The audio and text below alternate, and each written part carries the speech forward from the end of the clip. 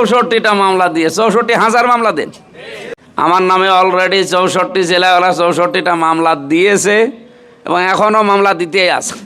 ওদের উদ্দেশ্য যে ভয়ভীতি দেখিয়ে যদি একে মাইনাস করা যায় তো এখানে একেবারে ফাঁকা ফিল্ডটি গোল দেবে তারা। আমি সেদিন সাউদিয়া ফুটবল ময়দানে একেবারে 22 তারিখে ওপেন জানিস 22টা মামলা না। আপনি আমার শরীর স্বাস্থ্য ভালো না ঠিক আছে, আমি চিকন চাকনটাও ঠিক আছে, কিন্তু আমি তো ফাঁসির কন্ডেম সেলে থাকা মানুষ, আমি আয়না ঘরে থাকা মানুষ। সুতরাং এই মামলা হামলা তো আমি কিছু মনেই করি না। 64টা মামলা দিয়ে 64,000 মামলা দেন। যে রাস্তায় আমরা নেমেছি এই রাস্তাটা শুধুমাত্র যেহেতু নির্বাচন পেয়ে খালি ক্ষমতায় যাব এই উদ্দেশ্য আমাদের না। আমরা মানুষের ভাগ্য পরিবর্তনের জন্য এবার রাস্তায় নেমেছি। এটা শেষ না করে আমরা ঘরে ফিরব না ইনশাআল্লাহ। আর আমাদের এই দলে যারা আসতেছে তারাও এই মনে করে আসে।